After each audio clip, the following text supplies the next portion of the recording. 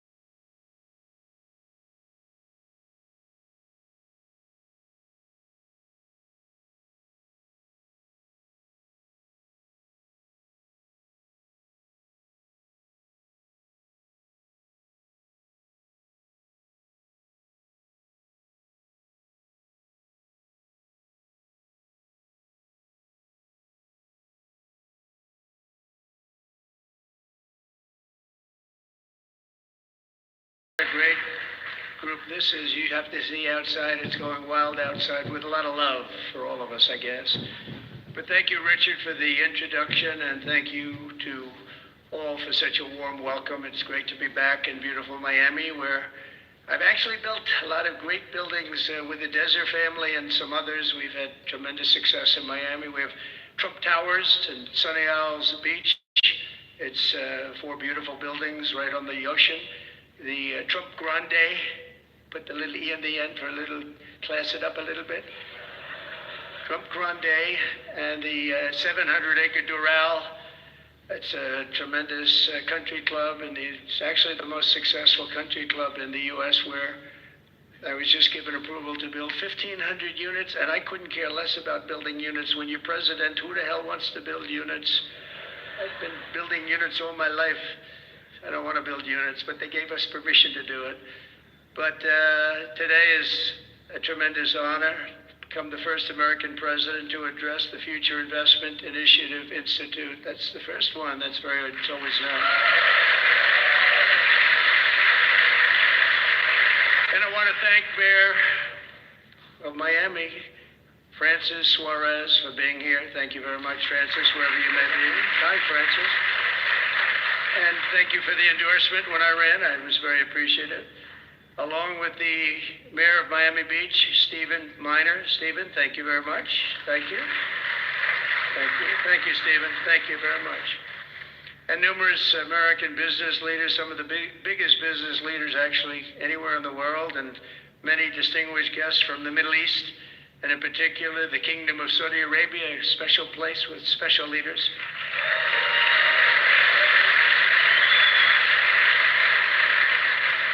And including FII Institute Chairman and Governor of the Public Investment Fund, which is a seriously big fund. Yasser, I see you there. Stand up, Yasser. Everyone knows Yasser. Thank you. Great guy. Great person. And Finance Minister Mohammed, thank you very much. Thank you. Thank you very much. Good to see you again. That's pretty good, Finance Minister of that part of the world. That's not bad. Other parts of the world, not so good, but that one is good. And many other senior government leaders. I also want to recognize the Kingdom's ambassador to the United States, Her Royal Highness Princess Rima. Very popular. Very popular. Wow. That's very nice. Sitting next to Elon. Wow, you couldn't do better than that, huh? As well as my own special envoy to the Middle East, who's really done a fantastic job, Steve Witkoff. Thank you, Steve. He's been busy. And Michael Waltz is here. Where is Michael? Michael's been so busy. They've been going back and forth and back, and a woman who was just voted the most powerful woman anywhere in the world. No, I'm going to go with Princess Rima, but she was voted the most powerful woman anywhere in the world, Susie Wiles. Thank you.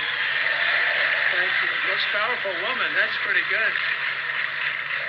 We have to talk to you about that, Susie. That's pretty good. And also, we all know Jared Kushner, a very special guy. Thank you, Jared. Thank you, Jared. And Elon Musk. He's been making a little news lately, hasn't he, though? Very positive news. Stand up, Elon. He's a great guy.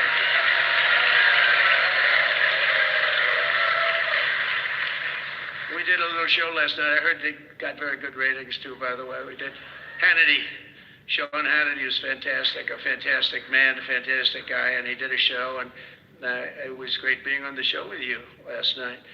I come today with a simple message for business leaders from all across the nation and all around the world. If you want to build the future, push boundaries, unleash breakthroughs, transform industries, and make a fortune, because you want to make a fortune. Most of you have already made a fortune. I don't want to say it. There's no better place on earth than the current and future United States of America under a certain president named Donald J. Trump. I think that you're going to do very well. They're saying that November 5th, Election Day, 2024 will go down as one of the most important days in the history of our country. They said in 129 years, the most consequential election. I don't know if they're right about that or not, but it sounds good. I wanted to see if I could get a couple of more years stacked on, but I figured the fight wasn't really worth it. 129 is a lot. And as of January 20th, 2025, the dark days of high taxes, crushing regulations, rampant inflation, flagrant corruption, government weaponization, oh, I know about weaponization, and total incompetence will be gone forever. They'll be gone forever. Because the United States is back and open for business, and the golden age of America has officially begun. You see it happening. Since my election, America's economic engines have come roaring back to life in just a very short period of time. Think of it, from November 5th, the progress that's been made has been amazing. The NASDAQ is up nearly 10% in just a few months, and that's a lot. The Dow Jones Industrial Average is up 2,200 points, and Bitcoin has set multiple all-time record highs because everyone knows that I'm committed to making America the crypto capital. We want to stay at the forefront of everything, and one of them is crypto, and Miami seems to be the center of the action, come to think of it, and maybe it'll stay there. Business optimism skyrocketed 42 points. Think of that in a single month, the most in history by far. That's the biggest increase in history by not even close. The ISM index of manufacturing activity surged into positive territory for the first time in many years. Amazing. And it was just announced, this is an interesting one, I didn't realize it was that bad for so long, but it was just announced by one of the nation's most historically accurate and respected pollsters, Rasmussen, that the number of Americans who believe our country is on the right track now exceeds those who think it's heading in the wrong direction for the first time in 20 years. Can you believe that? 20 years. And this is really a seismic 27-point swing from just before the election. Nobody's ever seen anything like that one, yes, sir. I want to tell you, that's a big one. The best and most successful business leaders on earth are now racing to invest in the United States. Since November, DMAC has announced plans to invest $40 billion in the U.S., creating at least 10,000 jobs. SoftBank has announced investments of between $100 and $200 billion, creating at least 100,000 American jobs.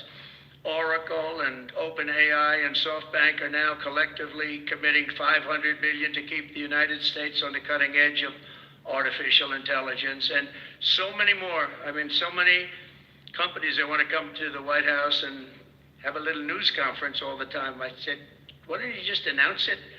But they want to come, and I'll do that. I don't mind doing that. I say anytime they want to go 10 billion or more, I'm there. 10 billion or more. But on his recent visit to the White House, the Prime Minister of Japan announced he anticipates Japanese investment in the United States of well over $1 trillion, and we're working on an Alaska pipeline already, which is the closest point to Asia. And as you know, the ANWR, which we've started, Ronald Reagan couldn't get it approved. Nobody could get it approved for so many years. Couldn't get it approved. I got it approved. Actually, I got it approved twice. I got it approved and Biden ended it. That was a shocker, but we just got it approved again. And we're going to be, it's probably the maybe where in the world, just by, it's, they say of similar size to Saudi Arabia, so we hope that's correct. But this is only happening because of the world-changing results of the 2024 election. We won the House. We won the Senate, the White House, and the Electoral College, and the popular vote in a landslide. We also won all 7 swing states, and all 50 states shifted in the Republican direction for the first time ever. So every state, every single state of the 50 states shifted Republican. That's never happened before. Either way, it's never happened. And 85% of counties voted for Trump. Think of that. So you have 2,600 counties versus 525. 2,600, think of that. That's why when you look at the election map after it was all done, the certified map, the whole thing was red. 2,600 versus 500. It's a big difference. Nobody's seen anything like it, actually. So as a result of this very historic victory, investors from all over the planet once again have confidence in America's future and respect for America's leaders.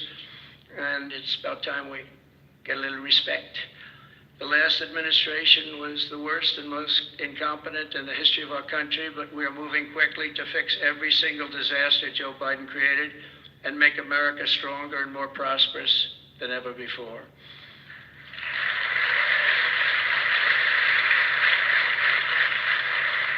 Our first and most urgent mission is to remove the criminals that Biden allowed into our country with the ridiculous and very dangerous open borders policy. They came from all over the world. They came from prisons and jails. They came from mental institutions and insane asylums. They were gang members. They were drug lords. They came from all over, and they were allowed to come into our country.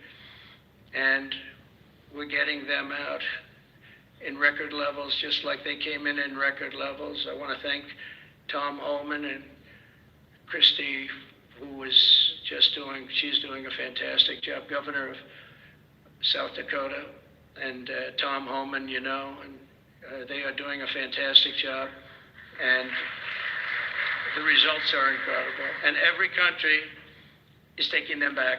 They're sending their criminals to us, and they're all taking them back. We had a little problem with a couple of them that ended very quickly. And because some said, we don't really want MS-13 back in our country. But I said, congratulations, you're taking them back. And they take them back. And by the way, Europe and other places ought to start also doing that. They better start looking at immigration, because it's really hurting Europe very, very badly. And they better get smart, and they better get tough before it's too late. We're also working to end the highest inflation in our country's history, all caused because they played with our energy policy and wasted money on the Green New Scam and other things such as that. And they wasted monies at never seen before levels. If Joe Biden had simply held federal spending at the pre-pandemic levels we had in 2019, we would have virtually no inflation. We're trying to balance the budget immediately, and because of the tariff income, which is really, it's already turned out to be amazing, actually. It's really meant more for bringing countries and companies into our country, but the numbers are rather staggering, because we're the big piggy bank that everybody wants to be, and they can play games and they can say, well, there'll be retribution and, equal this and that, but they can't be equal.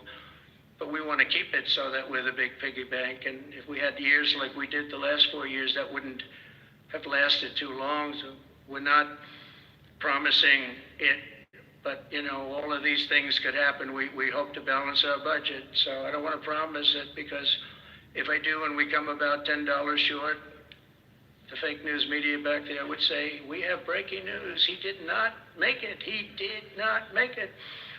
But we'll get it done very soon. It might not be this year, but it could be this year. Actually, we have a chance of getting it even this year, which people would be shocked at, because they were talking about 10 years, 15 years, 20 years from now.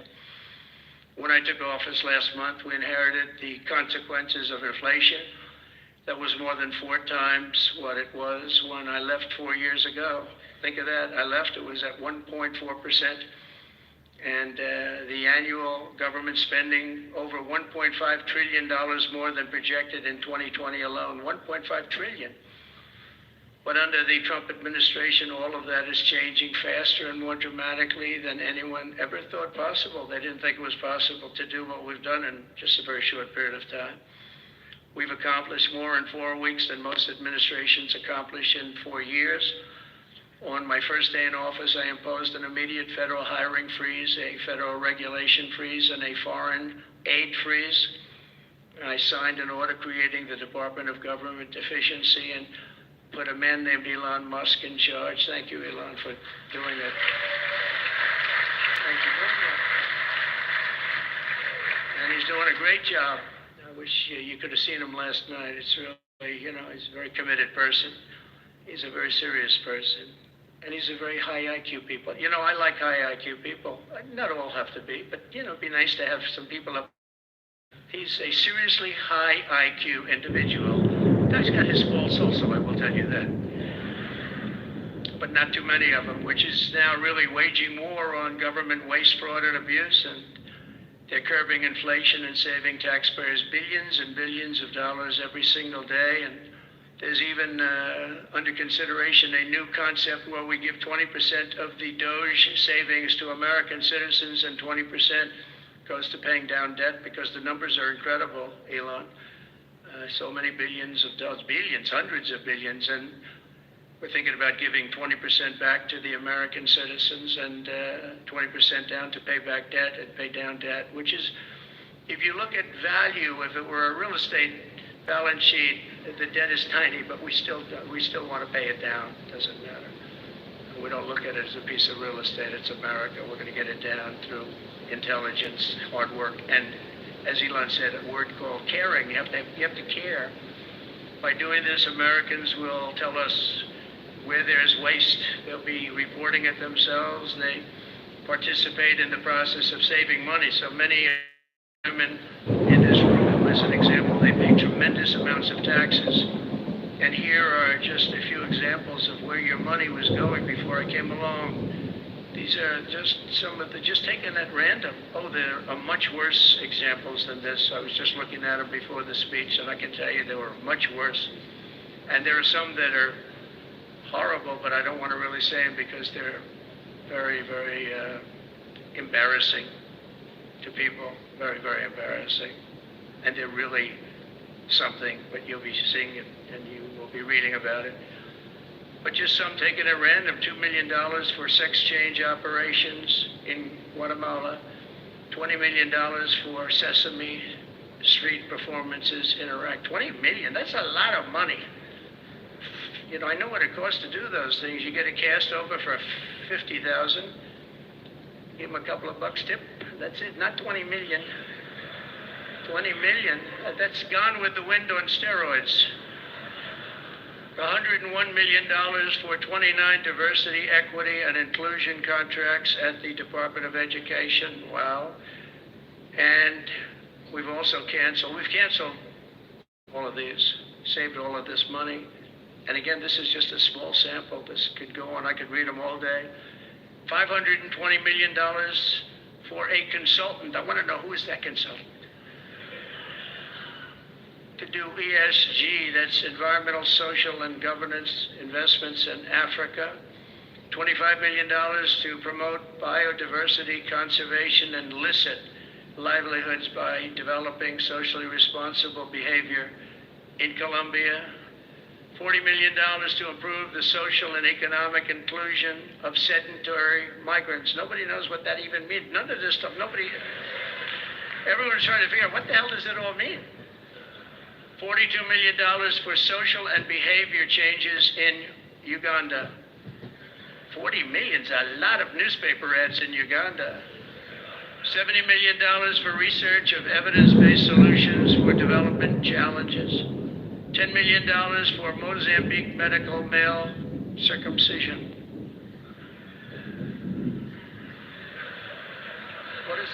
What does that mean? $2.3 million for strengthening independent voices in Cambodia. $14 million for improving public procurement in Serbia. $486 million to the Consortium for Elections and Political Process Strengthening, including $22 million for inclusive, participatory political process in Moldova, and $21 million for voter turnout in India. What do we need to spend $21 million for voter turnout in India? Wow, $21 million. I guess they were trying to get somebody else elected. Well, we ought to tell the Indian government, because when we hear that Russia spent about $2 in our country, it was a big deal, right? They took some internet ads for $2,000. This is a total breakthrough. $21 million for India elections, $29 million to strengthen the political landscape in Bangladesh, $20 million for fiscal federalism, and $19 million in addition to the $21 million for biodiversity conversion in Nepal. $1.5 billion for voter confidence in Liberia. We need voter confidence too when you read this list. $14 million for social cohesion in Mali, $2.5 million for inclusive democracies in South Africa, $47 million for improving learning outcomes in Asia. Asia's doing very well. We don't need to give them money. And in another program, $50 million plus another $50 million for condoms for Hamas. Do you know about that? $100 million for condoms. Condoms. Does everybody know what a condom is? For Hamas, $100 million. And these are just some. I could read this list all day long. I just don't want to bore you. But these are just some, and not nearly as bad as others. And some are just, I just don't want to say them because they're too incendiary. We're also finding tremendous abuse, waste, and fraud in Social Security. Social Security is, what's happening there is going to be one of the great potential scandals in history. On the program there are over 4.7 million Social Security numbers from people from 100 years old to 109. Think of that. Now, over 100, there aren't a lot of people that make it. Hopefully most of the people in this room will make it, but historically, you don't have thousands and thousands of people. But listen to this, 3.6 million people are on Social Security rolls from the age of 110 years old to 119. Do you think there are really that many? Those people are seriously old. But it gets worse. 3.47 million people are on Social Security from the age of 120 years old to 129 years old. 3.9 million people are on the age of Social Security from 130 years old to 139 years old. Now, the all-time record, I heard, is a woman who was 127 years old. That's the record. A woman from a certain country where they have actually people that live pretty long, actually. And she was 127 years old. That's pretty old, but we're topping her by millions of people. 3.5 million people from the age 140 to 149 years old. 1.3 million people are on Social Security from the age 150 to 159. And over 130,000 people are on Social Security over the age of 160 years old, okay? Including 1,039 people, think of it, over 1,000 people between the ages of 220 to 229. And one person between the age of 240 years old to 249. And the record topper, there is one person on Social Security who's 360 years old, which is approximately 110 years older than our country.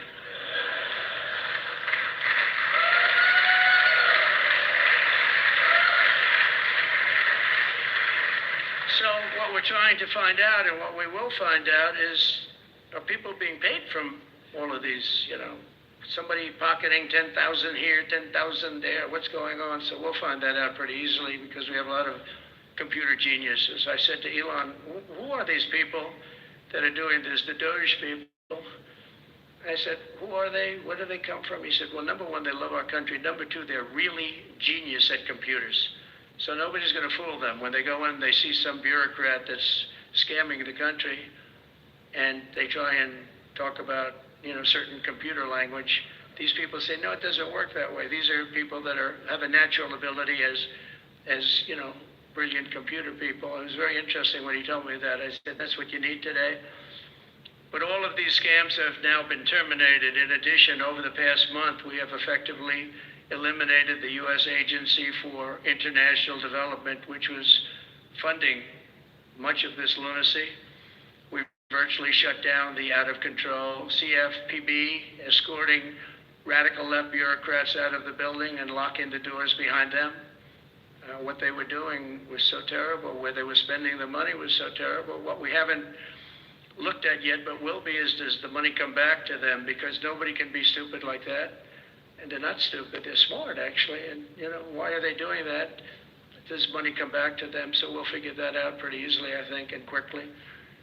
But I've ended all of the so-called diversity, equity, and inclusion programs across the entire federal government and private sector, and notified every single government DEI officer that their jobs have been deleted. They're all deleted. And it's interesting, even these companies that have tremendous amounts of money, a number of them just announced, Walmart, if you can believe it, they just announced that they're stopping. And, these companies are writing off like $220 million. How can you spend that much money no matter what you're doing? If you're teaching something, you're going to have an instructor, you're going to talk, you're going to give them a book. Please read the book. Then you find they spent $225 million on that. What's going on?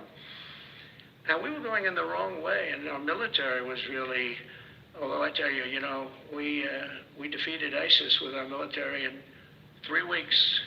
General Raisin Kane he's some general, he's a real general, not a television general. And 3 weeks ISIS, and I asked him, and I saw some of his people that were so great, the soldiers. We have the greatest military in the world, but we don't have the greatest top leadership. That's why Afghanistan was such a horrible situation and so embarrassing and so many other things. But when we want to, with proper leadership, there's nobody even close to us. We have the best equipment in the world. We make the best equipment in the world. But we have the best military. But, we never fight to win. We fight to just keep it going forever. And when we fight to win, there's nobody that can even come close to us. But I was talking to General Dan Kane, and we call him Raisin Kane. And I was told it would take about 4 years to defeat ISIS, and he did it in 3 weeks. I said to him, "What do you think, General? How long will it take?" "Sir, I think we should do it in less than 4 weeks. You're going to have time left over." And he did that. And we were told by the television generals it would take 4 years, so we did it. That's when I went to Iraq. I flew to Iraq, and late at night, the dark of night, all the windows closed, all the lights off in the plane, in Air Force One. And we flew in, and it was pretty amazing. I'll tell you, we were landing, and there were no lights in the plane. "Sir, we have to turn off all lights." I said, "You mean we spend $9 trillion, and we have to fly in an Air Force One with the lights off?" And I went up to the pilot, said hello. And by the way, these guys are like central casting. These are the best-looking human beings. Everybody's like perfect. The most handsome people, the best-looking people you've ever seen with the flat tops and the whole thing. And I was a little concerned because the lights are off, and everything's off, and even the lights in where he was were down, very dim, very, very dim, with all of the lights on the fancy dashboards of the plane, of Air Force One. We're getting a new Air Force One if they can ever finish the damn thing. We're getting 2 of them, actually. But we may have to go a different route because it's taken them a long time. We're going to get military that's going to start building. We're going to get people to start building properly again in our country because they don't build properly. This was Boeing. But we're up there, and I'm looking at these people, and again, I say, they look like Tom Cruise, but better. Stronger, tougher. And I like Tom Cruise, but these are better. And they said, "Are we okay, Captain?" "Yes, sir, we're fine." But I'm looking out, I don't see any lights, and we're landing. And I'm used to that. I like to sit with the pilots a lot and respect the pilots greatly.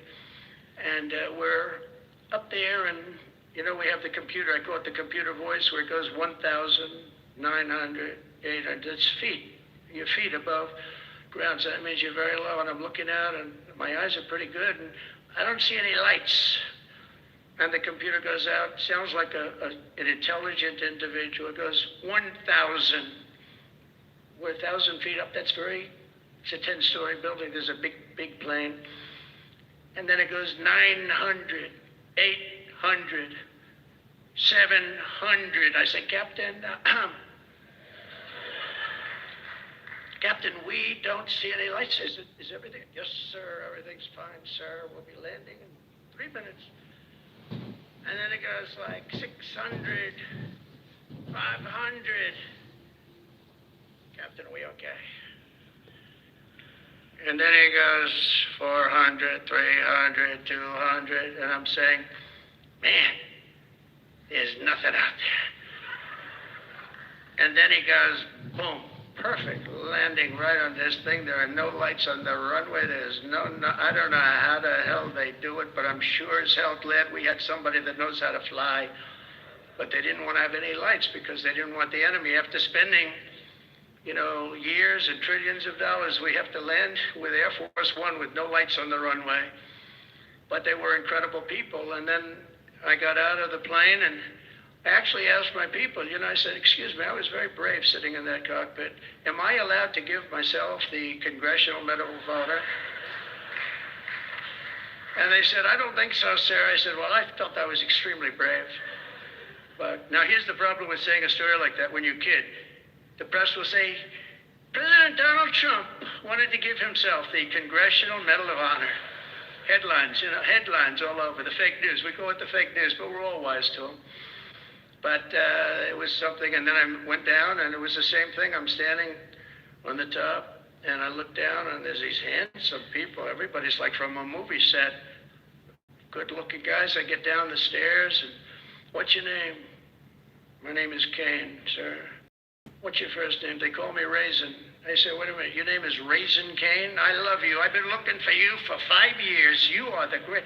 This is what I want. And there was a general next to him. There was a colonel. There was a drill sergeant, a master sergeant. They were all like people. I could make a movie right now. I'd have the best looking people ever. And they were great. And then I went in and, sir, would you like to rest before the bed? No, I don't want to rest. I don't want to rest. I've been resting on the plane, other than the last few moments, which were quite harrowing. And I said, I don't want to rest. He was thinking about Biden in advance, Biden would have gone there, he would have rested for days. And then they wouldn't have had a meeting. He'd just go home. No, I said, I don't want to rest. I don't want to rest at all. I want to go. So we went into this bunker, and we had a lot of very good, talented people.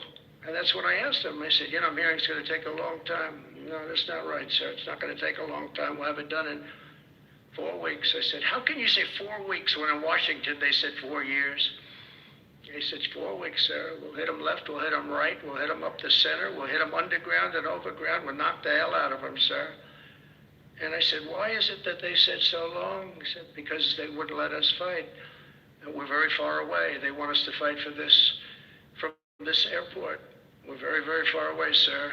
And they want us to fight here. We have many substations out, sub-airports, they call them, remote airports, where they build them in the sand, and we have many of them, and I'd use them all, sir. And I would hit them so hard from so many different directions.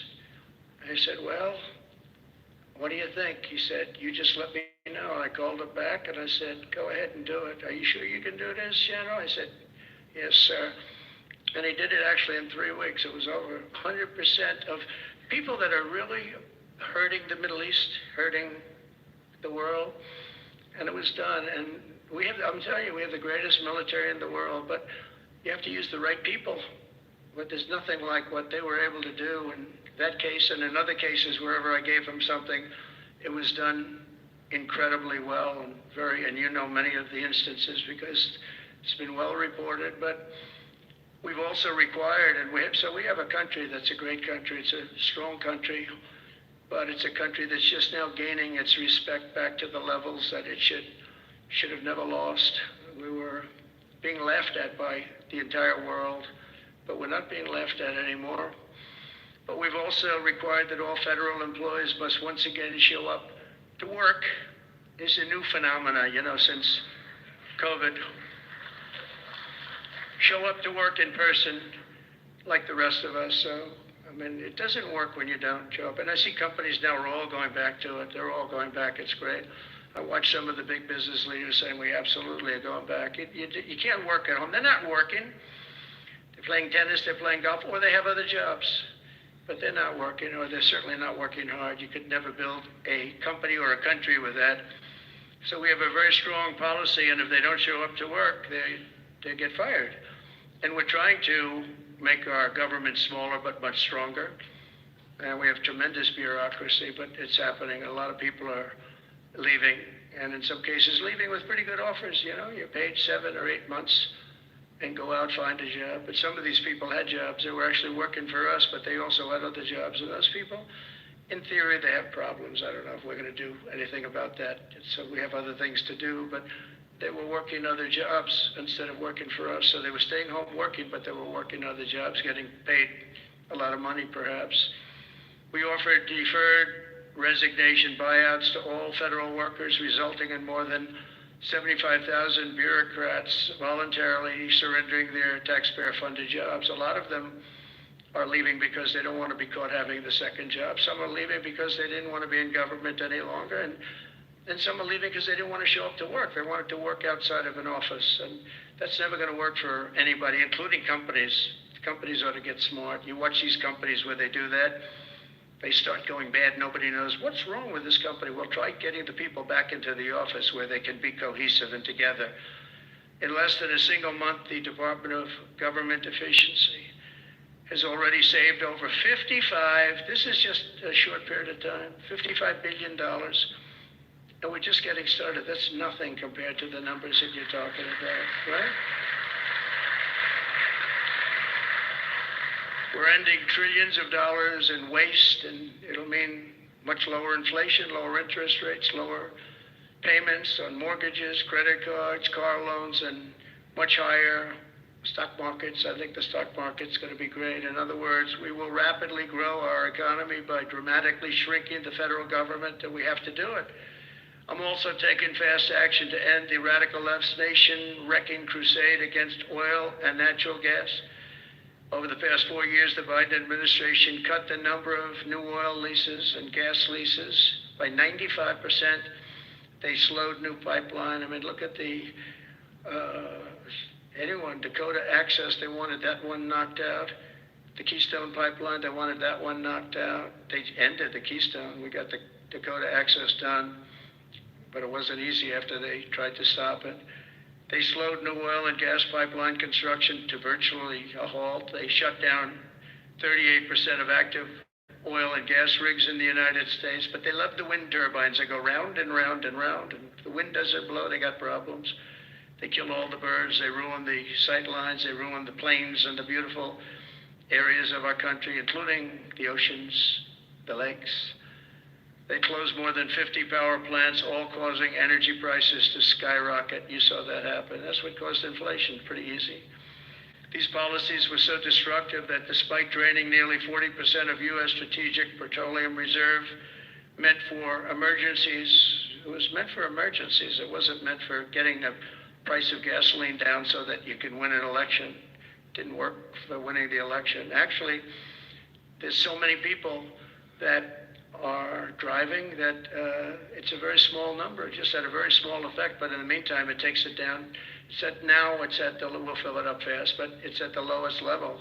When we made the transition, it was at the lowest level in history ever recorded. It's the lowest level. Nobody's ever seen it that way. They put it all out because they thought they could keep gasoline prices down a little bit, just go past the election, and after that, they didn't care. And it didn't work because they didn't get elected. I got elected. But the price of gasoline still rose over 35%, and in some cases, at some periods, it was 100% and 125% during certain periods of time.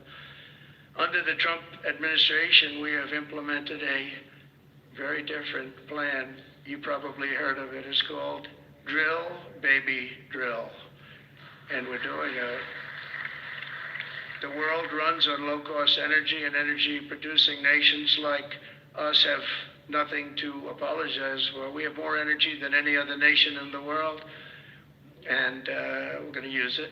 And we're going to use it on AI plants. I was telling some of the people that came in that, they're very into, everybody's talking about AI. I hope you're right. I don't know, who knows. But Elon, are they right? Are they right in going, they are all in for AI, but the problem is, to do it, just in our country, you need twice the electricity just to open up and be the top of AI. You need twice the electricity that we have right now in the entire country. If you take all of the electricity, you need more than twice. You need double what we have right now just to fuel this new industry that's growing.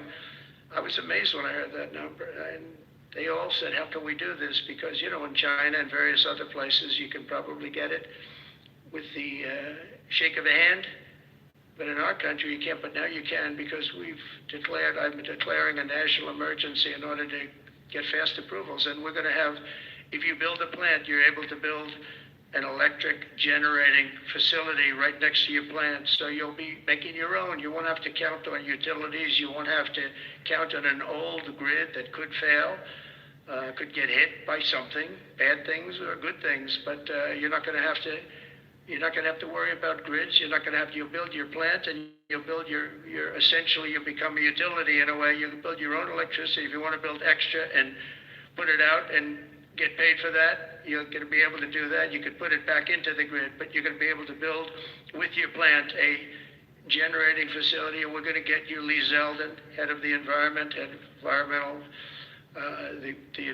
group, various groups, and we've got them unified now, but we're going to get you very fast approvals. They'll be approved so fast your head will spin, and we're going to get that whole industry started, and we're going to be the head of it. We're leading right now. We have the greatest brain power. We're leading right now, and I expect that we're going to be leading by a lot, but we're going to get you the energy very, very quickly. That would be the one thing that everybody was concerned. How do we have that much electricity when Los Angeles has blackouts and brownouts right now? And there's a lack of electricity, but we're going to get it at levels never seen before. I ended the ridiculous Green New Scam, halting tens of billions of dollars of wasteful deficit spending, and I withdrew the United States from the unfair one-sided Paris Climate Accord, and I ended Joe Biden's insane electric vehicle mandate because it was just insane.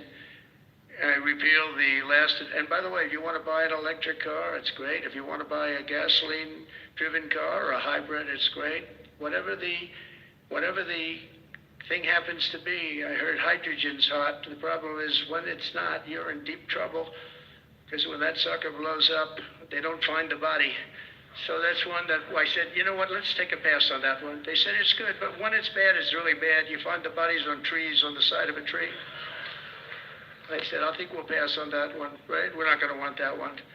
But you never know. Maybe someday it'll be good, but it doesn't sound like it's off to a good start. I repealed the last administration's very destructive natural gas export ban. And last week we approved our first new liquefied natural gas export license. And we have literally hundreds of people that want to export. I recently met with the Japanese Prime Minister, Shiba, to discuss large increases in American oil and gas exports. They want it so badly. They said we went to the Biden administration, they wouldn't sell it. They wouldn't sell it. Nobody knows why. Biden didn't know why either. They asked him, I don't know. They did, oh, well, I didn't know that.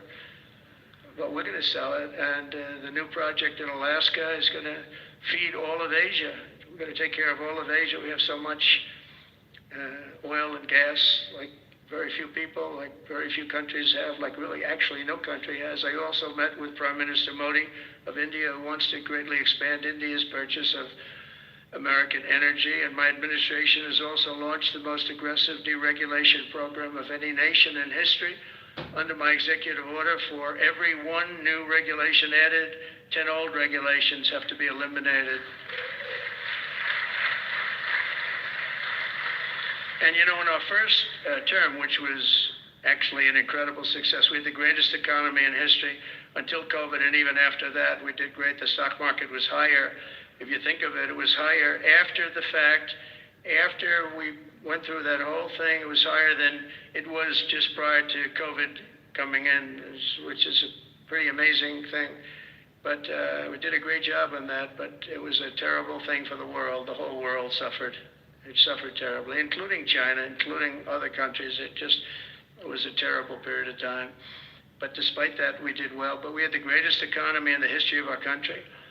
And I think this time we're going to do even better. We were artificially hurt by COVID. We had to focus on that instead of focusing on, but just prior to COVID coming in, there's never been anything like what we did, what we achieved.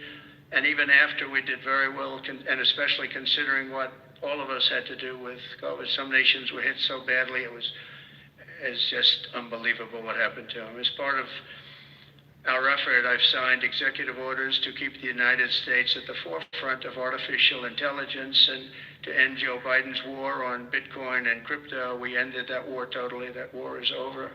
They were very hostile toward them until the very end, just because there's so many people on Bitcoin and crypto that just before the end, the SEC came out and they were being very nice. I was so nice to people because so many people were being indicted for no reason whatsoever. Very political group of people. That's all they did was they liked indicting people, but they were being indicted, and many of those indictments were dropped just before the election because they said, wait a minute, there's 100 million, 125 million people using this, and they want to have, all these people being voted against. But by the time they did that, it was too late. We had that vote entirely, I think. I think anybody was smart that believed in that, and there were a lot of people believing it. Anybody that was smart voted for Trump. And they pulled the indictments. And I see people that were indicted. I said, I saved your life. I saved your life. Because if they thought that, they actually thought that I was doing it. They said, why is Trump doing it? Is he doing it for political reasons? I don't do anything for political reasons. I do what's right. I want to be in the forefront of every industry. So I'll be working with the Republican Congress to pass the largest tax cuts in American history. And that includes, obviously, we have to extend the Trump tax cuts, which were, until now, the largest. We're going to dramatically cut taxes for families and for workers and for companies, including no tax on tips and hopefully no tax on Social Security and no tax on overtime. And that overtime one is a sleeper because I think a lot of people are going to be spurred on to do a lot of extra work. When they hear that, it's a lot of companies really like it, a lot of people really like it. The new Trump tax cuts will also include 100% expensing for new factory construction in the United States and anything else that you're going to buy with capital. If you buy something that is going to be good for our country, we're going to let you expense it, 1 year expense. And I did that the first time, and everybody was saying, can you go back to that? Now you still get, I guess, 40% or whatever, but it pares down. But we're going to bring that right up to the top level. I think that had a lot to do with the success that I had during my first term. And we'll substantially cut taxes for all domestic producers of oil and gas and just about everything else that they produce. In my first term, I brought the business tax down from around 40% to 21%, which everybody said was an impossible thing to do. I cut it from 40, it actually was state and city was much higher than 40, but I got it down to 21%, and now I'm bringing it down to a goal of 15%, but only if you make your product in America. In other words, you're going to be at 21%, but if you make your product in America, you're going to go from 21 to 15. If you don't, you're going to pay 21%, which is still lower than anything. So guys like Elon are going to come and make his great cars in the United States. There are a lot of people will. A lot of people are calling. A lot of car companies are calling. They called me, three of the majors. They called and they said, we're looking all over the place. We want to be there. I'm going to be announcing tariffs on cars and semiconductors and chips and pharmaceuticals, drugs and pharmaceuticals and lumber probably and some other things over the next month or sooner. And it's going to have a big impact on America. We're bringing our businesses back. If they don't make their product in America, then they have to pay a tariff. But if they do make their product in America, they don't have to pay any tariff, which will it's all going to bring trillions of dollars into our treasury, or it's going to mean that there won't be any taxes because we won't have a fair base. If they don't have it, we don't have it. If they don't pay, if they don't charge us, we don't charge them. It's pretty simple. The Republican Party is once again the party of common sense. We're a party of common sense. We want strong borders. We don't want men playing in women's sports. We don't want to have transgender for everybody. We're the party of common sense. That's how we won the election in such a big manner. We'll no longer allow other countries to ransack and plunder our nation. That's why I've announced that we will soon begin imposing reciprocal tariffs on any country that engages in unfair and unequal trading practices. If they tariff us, as I said, we will tariff them at the exact same rate. So if a certain country, because some of these countries, even countries that I've already mentioned, are extremely aggressive with tariffs. Nobody knows that. European Union, they have a VAT tax that's devastating. It's very tough for people on the outside. Hard to sell cars. Really impossible to sell them because they also have non-monetary tariffs that are very, very tough. But if you take a look at that, it's a very unfair situation. And the VAT tax is similar to the tariff. Around the world, I'm moving quickly to end wars, settle conflicts, and restore the planet to peace. I want peace, and I don't want to see everybody being killed. And you take a look at the death in the Middle East and the death that's taking place between Russia and Ukraine. It's been going on, and we're going to end it. There's no profit for anyone in having World War III, and you're not so far away from it. I'll tell you right now, you're not so far away. If we would have had this administration for another year, you would have been in World War III, and now it's not going to happen. In the Middle East, I've restored my policy of maximum pressure on Iran, designed to bring peace. And we've designated the Houthis a terrorist organization. They're, destroying shipping lanes all over the place. They're making it very hard for people to get their product delivered. They're making it very difficult, but we'll take care of that situation.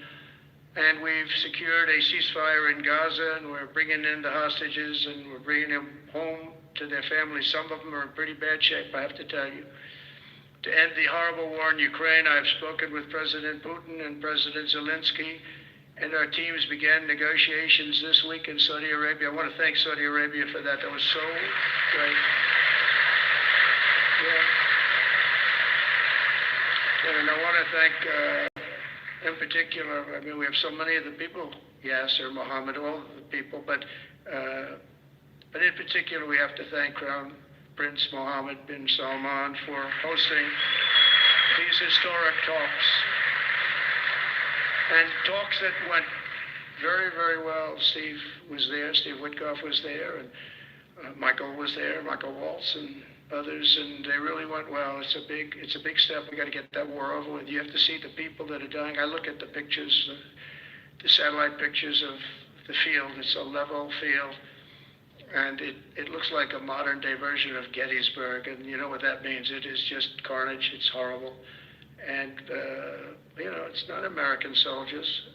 It's not even soldiers from the Middle East in the case of Ukraine, Russia, but it's people, it's young people from Russia and Ukraine mostly that are just being decimated. It's flat fields, and a bullet goes, and a bullet only stops when it hits somebody.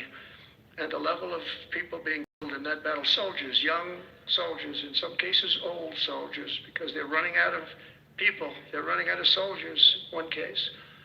But think of it, a modestly successful comedian. President Zelensky talked the United States of America into spending $350 billion to go into a war that basically couldn't be won, that never had to start and never would have started if I was president, not even a chance. And it didn't start for 4 years, never would have started. But a war that he, without the U.S. and Trump, will never be able to settle. They'll never settle that war without our involvement. That's why they did such a great job this weekend. That's why Saudi Arabia did such a great job this weekend in hosting. The United States has spent $200 billion more than Europe, and Europe's money is guaranteed. They get their money back. It's a form of a loan. Nobody knows that. I know that. I said, why isn't somebody saying, we do it the same way? And we spend much more money. We have to equalize. But while the United States gets nothing back, so they get their money back. It's a loan. We just give our money. And we had a deal based on rare earth, but they broke that deal.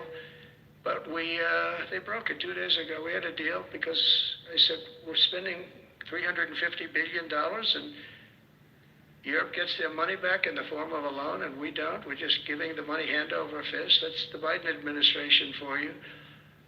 But they're no longer dealing with the same United States as they were dealing with a few months ago. Why didn't crooked Joe Biden demand equalization? In that this war is far more important to Europe than it is to us, and that there's a very big, beautiful ocean, a separation. This is, we're helping Europe. We're trying to help Europe. On top of this, Zelensky admits that half of the money that we sent them is missing. They don't know where the money is. He said, well, we don't know where half of it is. That's great, wonderful.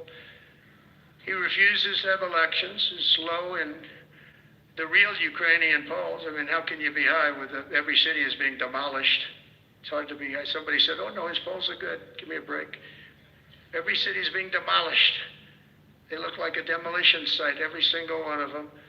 And the only thing he was really good at was playing Joe Biden like a fiddle. He played him like a fiddle. That's an expression we use, Yasser, to say that he's pretty easy, pretty easy.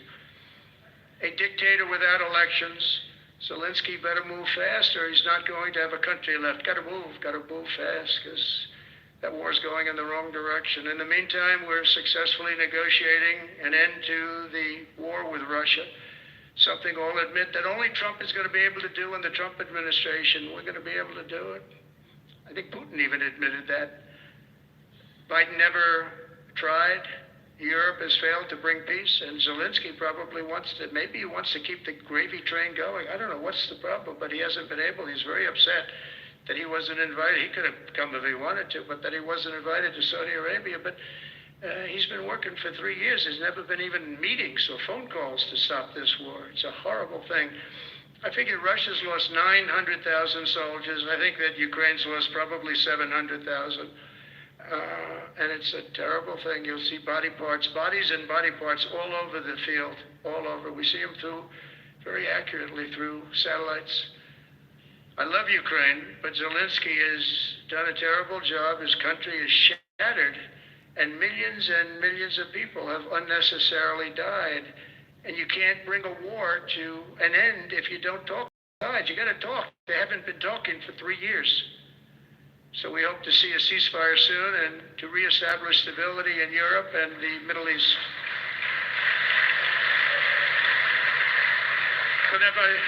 Thank you very much. And as I've said before, it's my hope that my greatest legacy will be as a peacemaker and a unifier. That would be a great legacy. So in conclusion, the golden age of America is upon us, and I'm inviting everyone here today and every citizen across our land to take part in the most extraordinary period of peace, prosperity, growth, innovation, wealth creation, and expansion the world has ever seen.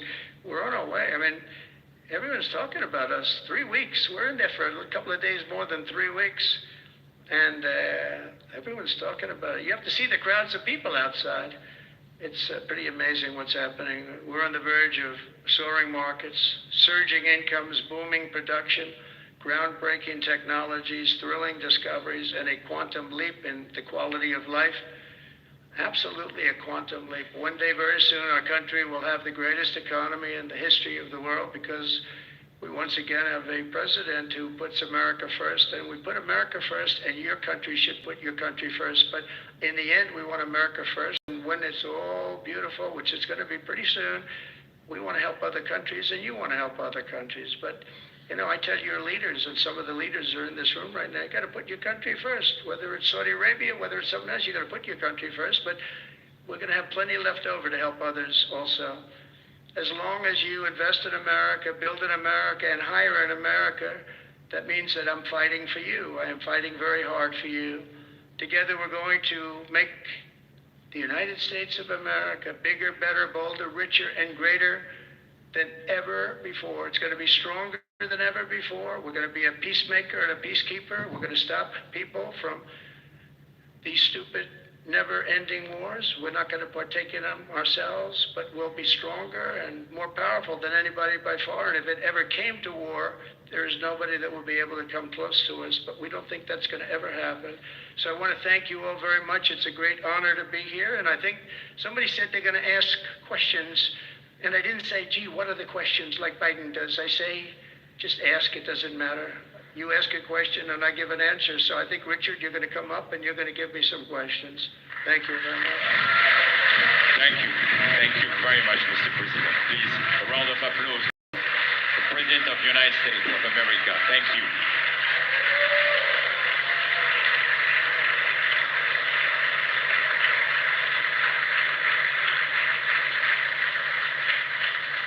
Mr. President, thank you for accepting to take a few questions.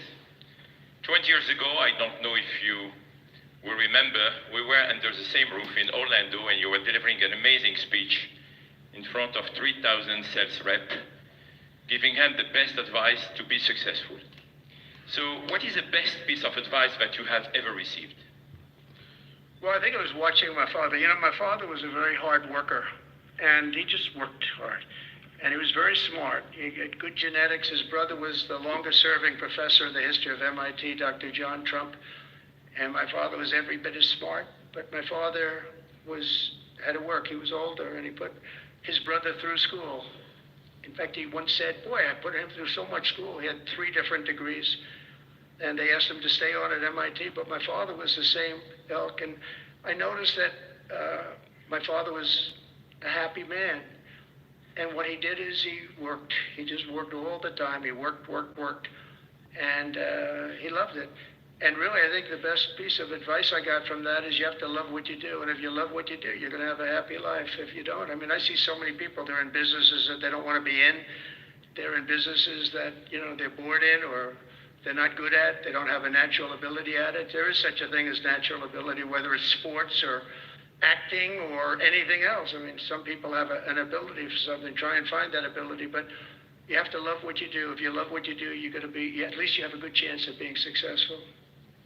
Mr. President, it's almost time for an early dinner. So if you are throwing a dinner party and you can invite 3 fascinating guests, living or dead, who would you bring? Well, they're all sitting right in the front row. Yes, sir. Are you ready? Mohammed, are you ready? Steve Witkoff, and we have the most important person, at least until the World Cup is over, is here. Johnny, stand up. He gave the United States the World Cup. Johnny, thank you very much. I didn't know you were here. That's very good. He's the king of soccer. That's not bad.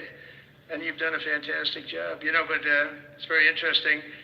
When I was president, I got the World Cup, and I got all of the, you know, we have the 250 anniversary, so that fell in this administration. That's a big deal, 250 years.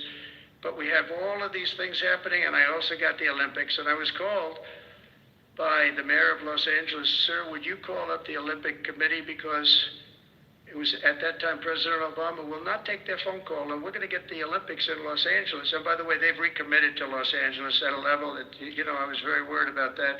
And they've, the opposite, you know, somebody could have said, well, we're going to do it someplace else, until they have actually recommitted. They're going to make it bigger and better than ever. So I want to let you know that. But I had the Olympics.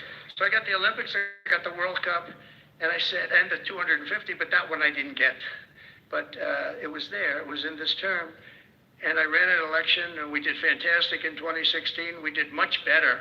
Millions and millions, tens of millions, but millions and millions of votes better. And bad things happened, and I didn't get that one. And I said, you know, when I originally signed the Olympics, I said, I won't be able to even be president. And I got the Olympics, because if I didn't, when I spoke with the people, the organizing committee and the people in different parts of the world, they asked me to do it because the president wouldn't do it. I was president-elect, and I gave them a talk. I couldn't get them off the phone. They were starving for love. And the bottom line, they gave us the Olympics. And I said, you know, isn't it sad? I won't be president. Then we had the election result, and now I'm president for the Olympics and for the World Cup. So I'm very happy about that, Johnny. Thank you very much. Thank you. I'll be there. I promise I'll be there. And by the way, Mr. President, backstage you have a gift from Johnny. He gave us the first ball with your name, which will be played for the World Cup That's great. In America. It's going to be great. Thank you, Johnny, very much. I doubt that any day you will take a sabbatical year, but if you could take a sabbatical year, Mr. President, what unconventional thing would you do? What was the word? Sabbatical. You don't work for 1 year. I thought you said Sabbath. It's a big difference. It's almost the opposite when you think about it, right?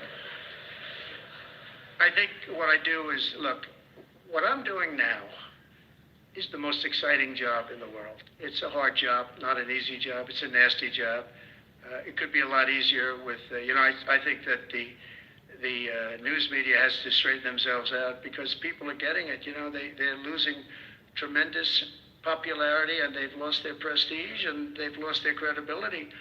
And I think it's a very important thing, the news media, but I think they have to straighten themselves out, because the people are going around them. Now they have so many different things with like Elon with X, which was a big thing, and we have Truth, which has been fantastic, and we have so many other things that you don't really need traditional.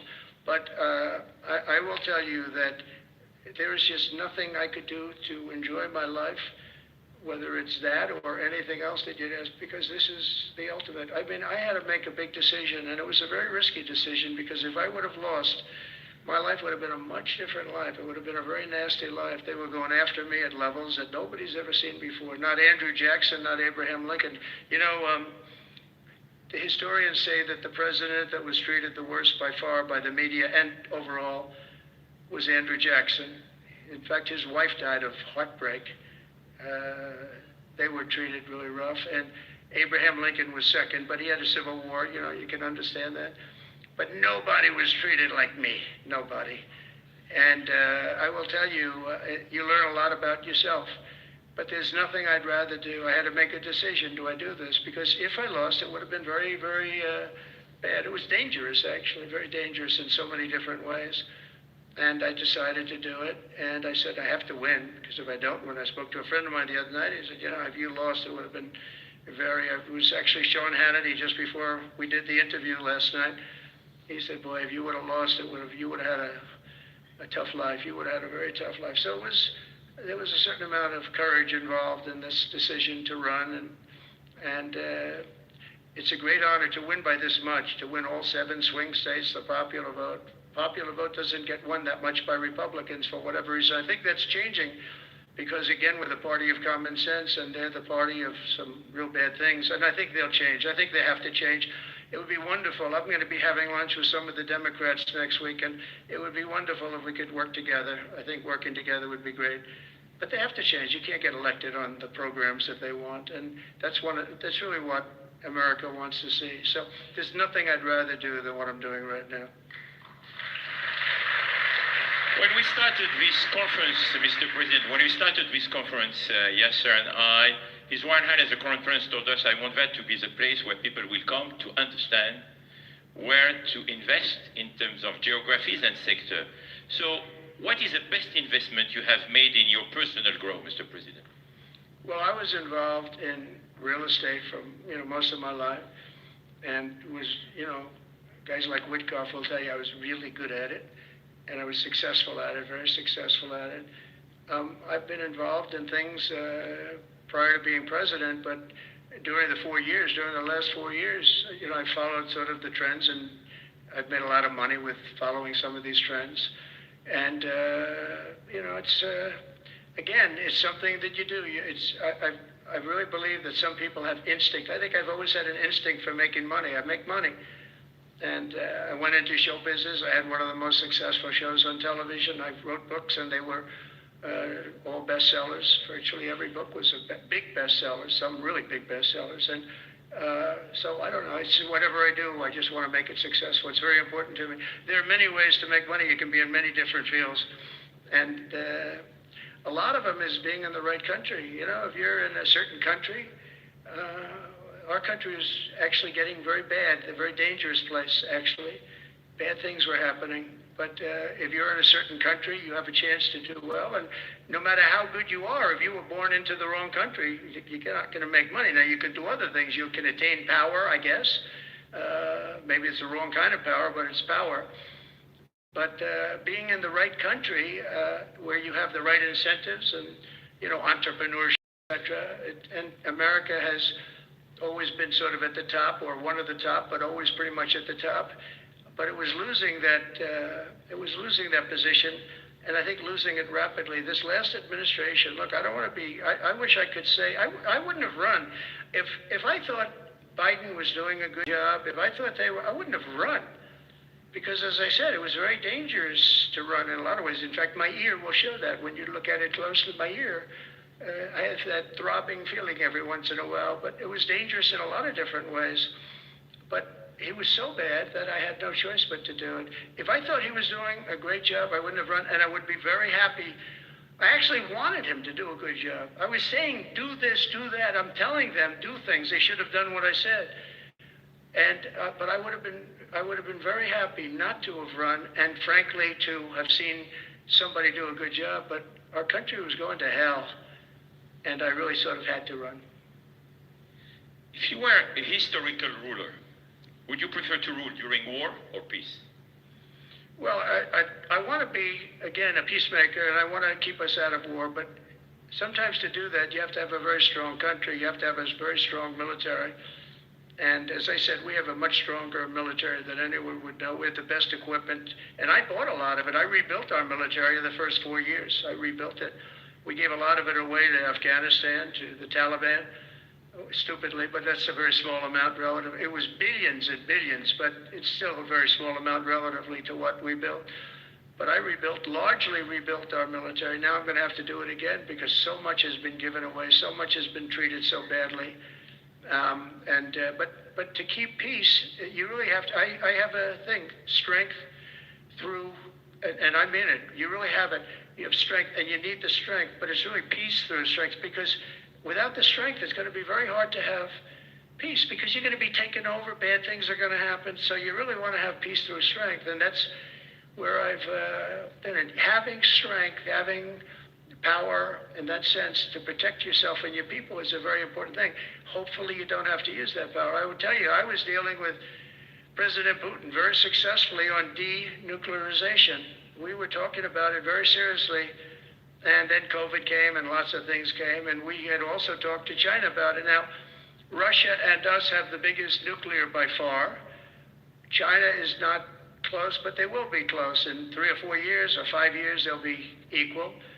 But we were going to talk to China, and I spoke to President Xi about it very successfully. I think we were going to denuclearize it. We had to get the smaller nuclear powers, of which there are 4, 3 maybe, but 4 probably, to do something. We would have been able to do that. But I was having very strong talks with President Putin about denuclearization. And, you know, if you're president, you get presentations about what we're building, what we're having, the power of weapons, the power of many things besides weapons per se. When I saw the power of nuclear weapons, and we can never let that happen. If that happens, the ball game the world will be destroyed. The power is so enormous. You look at Hiroshima, you look at Nagasaki, multiply that times 500 times, and the world would be destroyed. So you want somebody as your president, or you want somebody as your leader that understands that. We just can't let that happen. We can't let other countries get nuclear weapons. Not only Iran. Iran is a good example, and maybe the one that people think about, but we can't let that happen. The power of weaponry today is so enormous that the world would disintegrate, so we can't let it happen. Mr. President, if you had to describe the United States of America in just 3 words, what would they be? In 3 words? 3 words. Love, respect, and strength. That's a tough question. That might be my best answer, Yasser. That reminds me of high school, that one, but that may have been the toughest question, actually. Do you think Joe Biden could have done that? I don't think so. I don't think so. We're almost at the end, Mr. President, but talking about the United States of America, what is one cultural habit in the U.S. business that the rest of the world could learn from? What is the best practice that? Well, I think we love our families, but I think a lot of the world loves their families. You know, I was speaking to the head of Mexico because I complain constantly about people pouring in. Now our border is the strongest border we've ever had. We've gone from the worst border ever in history to the strongest border. But I was speaking to the president of Mexico, a very wonderful woman actually, and I said, we were talking about drugs. You can't let people come through your country and come into the country. You know, I was not that nice, but they understood what I was saying. And she said something that really got me. I said, you're not a big drug-taking nation. And she said, no, we are not a consumer. And I said, a consumer, what an interesting word. We're not a consumer nation. We're not a consumer of drugs. I said, what an interesting, and why is that? She said, well, we have very strong family values. I said, but we do too. We do too. We have very strong. Our families are devastated by what's happening with fentanyl, and China will not be doing. We're going to make a deal with China. They were not letting that happen anymore. And I had a deal, by the way, before I left. I had a deal with President Xi where they were going to give the maximum penalty to anybody making fentanyl and sending it into the United States. And their maximum penalty is the death penalty, and it would have stopped. But when the election turned out to be a rigged election, but that's okay. When election turned out to be, it was an election that shouldn't have happened. All the things that happened. I'll give you an example. We wouldn't have had October 7th, Israel attack. We wouldn't have had Ukraine and Russia fighting. We wouldn't have had inflation. We wouldn't have had all of these things that, happened. But in speaking with her, she said about family values, I said, well, you're not really saying anything there because we have great families too. We have great family values. She said, plus we advertise a lot. I said, ooh, you mean you advertise about how bad drugs are? Yes, we do. We spend a lot of money on advertising. And I said, unbelievable. That was such a great conversation because we're going to spend hundreds of millions of dollars advertising how bad drugs are so that kids don't use them, that they chew up your brain, they destroy your teeth, your skin, your everything. And I thanked her for that. I make so many calls and I never learn anything from anybody. I know everything and I never learn anything from anybody. And I spoke to this woman. As soon as she said it, she didn't have to say exactly what. I said, exactly. What a great idea. And I think we're going to have, and I saw pieces of it. We're going to go in with $100 million and then another $100 million initially. But I saw some of the ads and they are really violent. I said, you have to make them strong. Your skin practically comes off after a period of time. You lose your hearing. You lose your teeth. It is terrible. And we show this happening to people. And I think we're going to, we did very well with, we had blue ribbon committees headed up by the First Lady of the United States and a lot of other people that, they have no idea the viciousness of these cartels and these people. And they're smarts. They're very smart, tough people. Making a fortune, by the way, an absolute fortune. But we got it down 18%, which was a record. But 18% is not great when you think about it. I think we could get it down 50 or 55 or maybe even 60% with advertising. So she really gave me something. I was going to call her and tell her that she did, but now I don't have to call her because she's going to be seeing this right now. So to the President of Mexico, thank you very much. I appreciate it. But we're going to do a great advertising campaign saying how bad it is, how drugs are so bad for you. My last question, Mr. President. You mentioned briefly in your speech about the legacy. What would you like your legacy to be, if you can tell us more about it? That I came into a country that was great, but is in trouble. And I made America great again, and I got it out of trouble, and people respect America now, and we were a country of peace, and we brought peace to the rest of the world. Thank you. Thank you very much, Mr. President. Thank you very much, everybody. Thank you.